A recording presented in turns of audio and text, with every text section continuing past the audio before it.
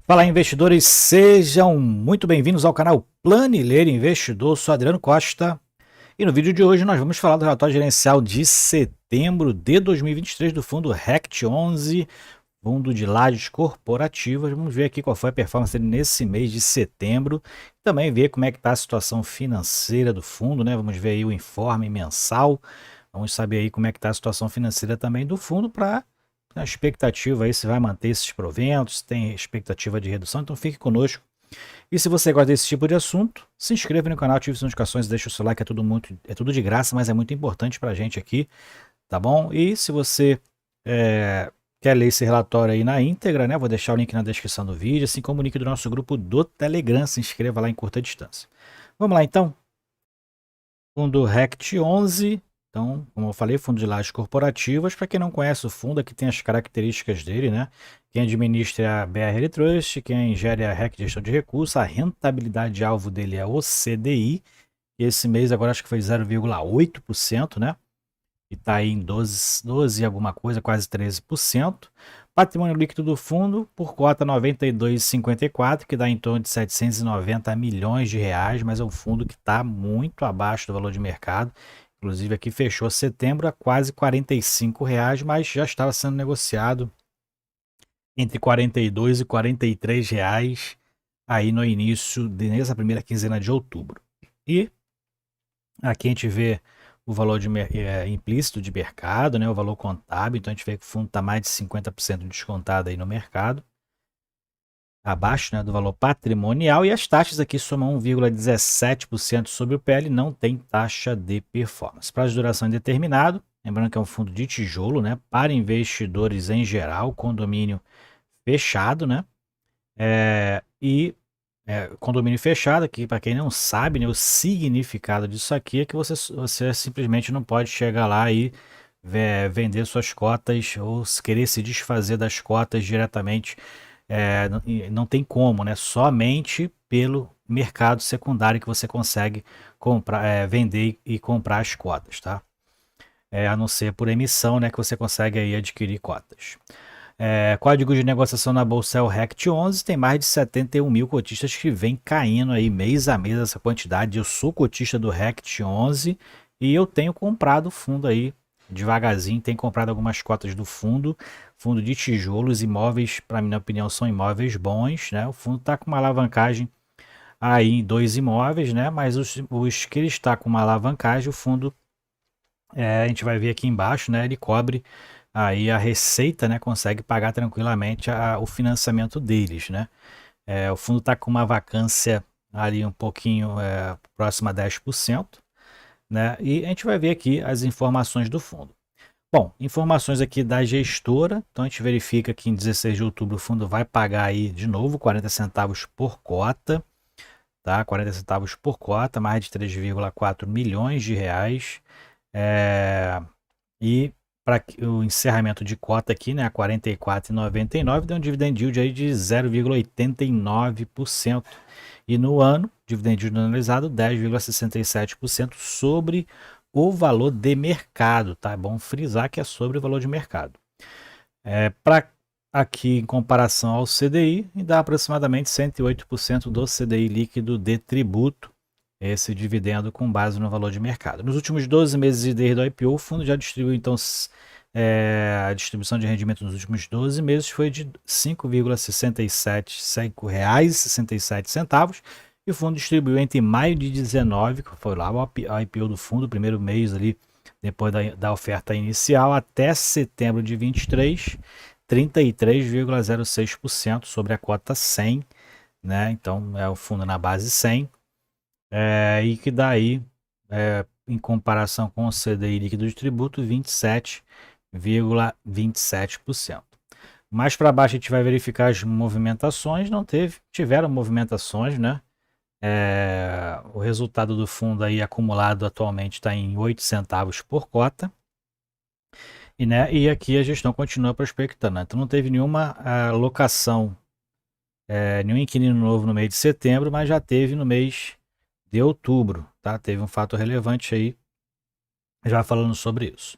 Aqui é o detalhamento dos passivos do fundo, né? E tem colocado isso aqui mês a mês, né? Acho que é o terceiro mês que ele coloca aqui. Não mudou muita coisa aqui em relação a esses valores, tá? Claro, teve um abatimento, sim, né? Mas o fundo hoje tem esses dois CRIs, são três CRIs, né? São dois do Barra e um do Evolution.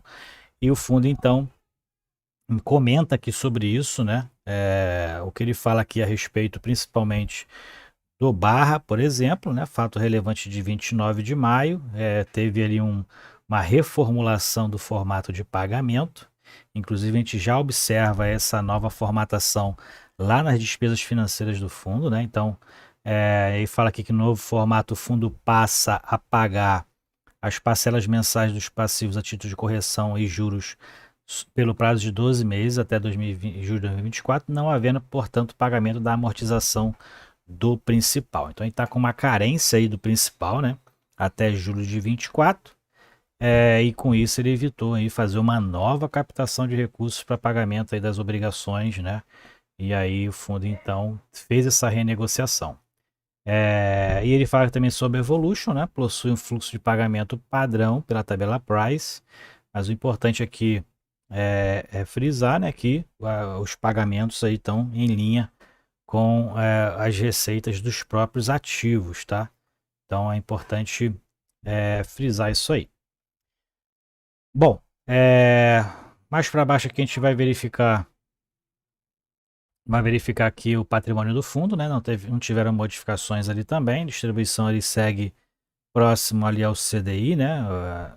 Próximo ali ao CDI líquido, né? Entre o CDI líquido e o CDI bruto, como a gente verifica aqui, 0,89%, já que o fundo, as dividendos dos fundos imobiliários são isentos de imposto de renda.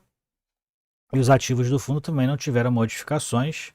O fundo tem quase aí 1 bilhão em ativos, né? E com as alavancagens, com as obrigações, ou seja, com os passivos, ele reduz aí para em torno de 800 milhões de reais, já que ele tem aí quase 190 milhões em passivos, que são esses três CRIs aqui basicamente, né? Indexados todos ao IPCA e com vencimento todos eles lá em 2034. Distribuição mensal do fundo, então ele está distribuindo aí 40 centavos desde maio. Teve uma redução irrelevante, então, justamente para o fundo não necessitar também, não fazer novas captações, né?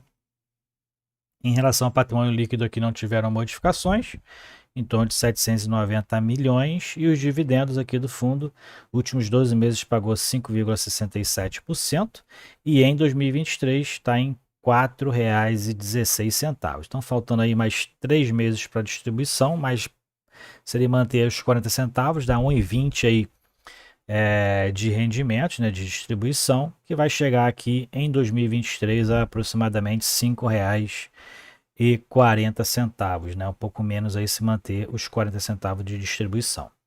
Então vai ser menor do que foi em 2022, lógico, já era previsto, né, mas na média dos últimos 12 meses também ele vai ser um pouquinho menor do que essa média, já que essa média aqui está pegando esses 50 centavos e 54 centavos distribuídos, né? Então, provavelmente chegará aí a R$ 5,36, essa é a expectativa, mantendo então os 40 centavos.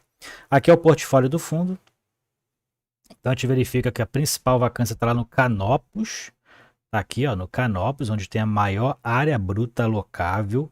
Então o fundo está com quase 25% de vacância no Canopus, que fica lá em Alphaville. A gente sabe que lá é um local aí que tem prejudicado muitos fundos de lajes corporativas. A gente vê isso lá no XPPR11, né, como ele está com dificuldade ali de fazer as alocações, porque lá é uma área com um estoque muito grande de lajes corporativas, né, teve um crescimento aí, um boom nos últimos anos, e depois da pandemia aí com esvaziamento, né, acabou que foi a área mais prejudicada e está com um estoque imenso lá ainda de áreas vagas, chegando a mais de 30% de vacância em média, né? E o fundo está com 25% de vacância então nessa área. E tem aqui o Complexo Madeira, que também fica em Alphaville, e o Edifício Corporate está com ocupações aqui, um 100% e outro com 94%, mas o Canopus segue aí a essa dificuldade. E aqui, como a gente vê, né, o valor da aquisição é um edifício com maior valor agregado, né? Então pode ser com nível mais baixo aí de classe mesmo, né, dos ativos. O fundo ainda tem aqui um pouquinho de CRI na sua carteira, né, um pouco menos aí de 2 milhões de reais, o que contribui ali para o resultado também de outros ativos, né. Em relação às participações, a gente vê que em relação à área bruta locável, o Canopus, como eu falei, é o que tem maior participação, 28% do portfólio, seguido do Barra da Tijuca Corporate, 25%. Aqui são as classificações, que nem eu falei lá em cima, né? O Canopus deve estar com uma classificação um pouquinho mais baixa. E o que a gente verifica que é a taxa de ocupação, o fundo está com 90% de taxa de ocupação, menos de 10% aí de vacância e uma renda mínima garantida aqui de apenas 2,7% do total da receita do fundo, né? Então, o fundo realmente está com uma vacância financeira semelhante à vacância física. Isso significando que, tendo mais locações ali nos próximos meses, a tendência é que a receita suba também, né? Bom, índice de reajuste praticamente é meio a meio aqui IPCA e IGPM. IGPM já foi a maioria, né? Agora está meio a meio ali IPCA e IGPM. Dentro da participação dos ocupantes em relação aos inquilinos, né? 13,2% é da Elo Participações, 10% é da Unigran Rio, são os principais, e o terceiro aqui é 8,4% da Telefônica. Telefônica Brasil, os principais ocupantes do fundo, não tem percentuais assim tão altos, né? Não tem mas são os percentuais maiores aqui, próximos ali, acima de 10% ou mais próximos de 10%. São esses três inquilinos aí os principais. E o vencimento dos contratos, quase metade vence só a partir de 36 meses. O fundo tem feito muitos contratos, né, de 5 anos, né, então aumentando esse percentual aí em relação ao vencimento dos contratos. Aqui é o histórico do fundo, né, linha do tempo aqui. A vacância do portfólio do fundo versus a vacância dos imóveis por região. Então a gente verifica que lá em Barueri, né, Alphaville, lá aquela área lá realmente está com uma vacância acima dos 30%, ó. É o que a gente verifica aqui. Inclusive lá no relatório do XP-PR11 também tem esse estudo, né? Eles acompanham lá trimestralmente o estoque lá, a vacância dos estoques lá corporativas da área. E aqui a gente verifica, o fundo então tem 3 imóveis lá com uma média de 16% de vacância. No Rio de Janeiro, a média está em 24%, o fundo está com 8% de vacância. Em Curitiba, em média 18%, o fundo está com 0%. Em São Paulo, capital, a média está em 10%. E o fundo está com a média, uma vacância aqui no Paulista um pouco mais alta, né? E Brasília 11% e a média do fundo está com 0%. E em Santos, a média de vacância é 15%, o fundo está com 3% de vacância. Então a gente verifica o impacto aqui nos imóveis lá de Barueri em relação aí à vacância do fundo. Na DRE gerencial, a gente aqui faz aqui uma verificação dos números, né? Tem tido aqui receitas. Claro, o início aqui são receitas tudo registradas pelo regime de competência, ela é reconhecida independente do seu recebimento ou do seu pagamento, tem mantido ali a média de quase 6 milhões em receitas. O fundo teve aqui despesas com propriedade, sem te verificar, teve uma redução bem relevante aqui a partir de julho, depois da renegociação lá daquele que a gente falou lá em cima do CRI do Barra da Tijuca, fez com que aí a despesa financeira caísse bastante, né, já que não está pagando aqui a parte, principalmente aqui a parte do principal, né? O principal nem vem para cá, né? Mas é os juros e a amortização também. Então teve uma redução aqui nessas renegociações dos CRIs, né? A gente verifica aqui dentro dos resultados e os resultados então tiveram um aumento, chegando aí a mais de 4 milhões de resultados, resultado por propriedade. Os CRIs que ele tem na carteira aí tá rendendo em torno de R$130 mil. E as despesas operacionais, despesas de taxa de gestão, taxa de administração, chegando a R$760 mil. E o resultado, então, pelo regime de competência, o lucro líquido foi de 3,5 milhões. O fundo, pelo regime de caixa, teve um lucro de quase 4 milhões de reais e distribuiu 3,4 milhões. Né? Em relação aos resultados de caixa, o fundo segue distribuindo menos do que os resultados nesses últimos meses, tá? Teve um impacto bem grande aqui em junho, como a gente verifica aqui, né? Queimou um caixa aqui, mas tem distribuído menos do que os resultados de caixa e a gente tem verificado isso já há algum tempo. Aqui distribuiu mais, né? E aqui também. Aqui distribuiu menos. O fundo tem tido esse acúmulo mensal ali de distribuição de resultado não distribuído, né? E tem mantido aí os 40 centavos de distribuição. Aqui a expectativa de receita nos próximos meses, né? Antes, vamos vendo aqui que o fundo está com essa expectativa já de chegar a 6 milhões de receita já há algum tempo, não tem se concretizado. Então, vamos esperar aí os próximos reduções de carência, né, descontos e até mesmo os reajustes contratuais para ver se chega a 6 milhões de reais em receita. E vamos lá então ver o informe mensal, já que a gente terminou de ver aqui as questões dos números financeiros. Esse é o informe mensal de setembro já, né? Então na mesma linha com o relatório que a gente está fazendo a leitura, tá? O fundo está com 71 mil, então, e 200 cotistas, ativos do fundo chega a 979 milhões. Então a parte dos passivos reduz o patrimônio então líquido para os ativos para um patrimônio líquido de 790 milhões, né? Então o fundo tem 790 milhões de recursos de ativos financiados com recurso próprio, vamos dizer assim, né? O patrimônio próprio do fundo.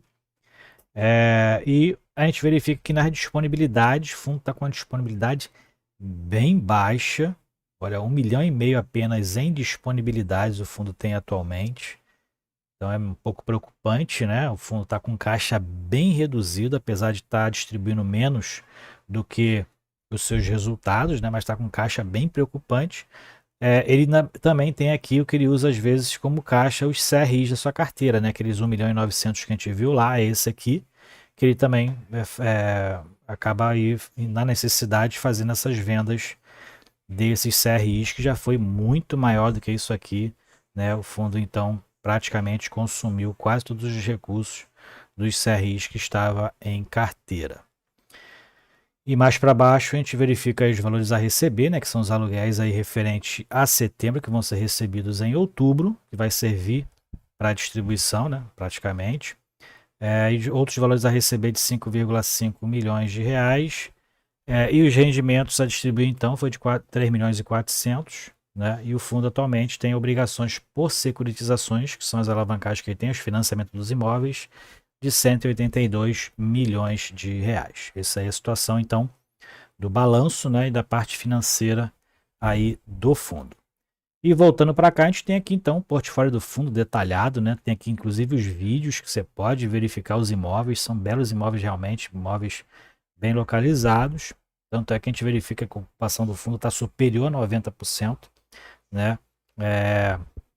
Mas o mercado acaba precificando ele pelo histórico, inclusive, de algumas situações ruins que a gestora fez e também pelo que ele tem distribuído atualmente, né? Então o mercado acaba precificando isso aí para baixo, né? Mas na minha opinião e como cotista do fundo, o valor de mercado está até um valor interessante, né? Tudo bem que meu preço médio está ali em torno de 75, né? Mas aí pelo preço médio está até um preço ruim, mas pelo preço de mercado para mim tá até um valor legal, porque é um fundo de tijolo, né? Os imóveis estão ali, diferentemente de um fundo de crédito, que é um pouquinho mais perigoso quando se tem esse tipo de dificuldade financeira, visto que a gente tem observado nos fundos que a gente acompanha aqui no canal, tá? Mas não é nenhuma questão de defendendo para você comprar o fundo, né? Tô falando como cotista realmente, e eu tenho comprado aí devagarzinho algumas cotas ainda do fundo. Aqui então a liquidez e rentabilidade, fundo está aqui com 10 milhões de negociado no mês, né? Acaba que esse valor também é um pouco mais baixo pelo valor de mercado que ele tem praticado, né? Essa liquidez, é claro, reduz, que é com base no valor de mercado. A média diária está em pouco mais de meio milhão de reais e o preço variou aqui entre 44,80 e 49,44 e fechou a 44,99. Tá? Aqui está o gráfico então da média diária, né, pela liquidez total. E aqui para encerrar a quantidade de cotistas que segue reduzindo mês a mês, segue reduzindo a quantidade de cotistas, né? Então, o fundo está com liquidez, né? Para alguém vender, alguém tem que comprar. Então, os próprios cotistas, como a gente verifica aqui, né, pelo saldo, os próprios cotistas atuais estão comprando as cotas daqueles que estão saindo, né? Essa é uma análise fria dos números e é o que a gente tem observado, ok? Então é isso aí, relatório gerencial do RECT 11, fundo com caixa um pouquinho baixo, como a gente verifica aqui, não cobre nem 15 dias dos resultados que ele tem apresentado, isso é preocupante, né? Mas o fundo tem distribuído menos do que o seu resultado, e isso aí então faz com que ele não queime o pouquíssimo caixa que ele tem hoje ali para manobrar com outras situações, ok? É isso aí então, espero que vocês tenham gostado do vídeo, deixe suas opiniões aí, né? Nos comentários dos vídeos, e é isso aí, fiquem com Deus, até o próximo vídeo, tchau, tchau.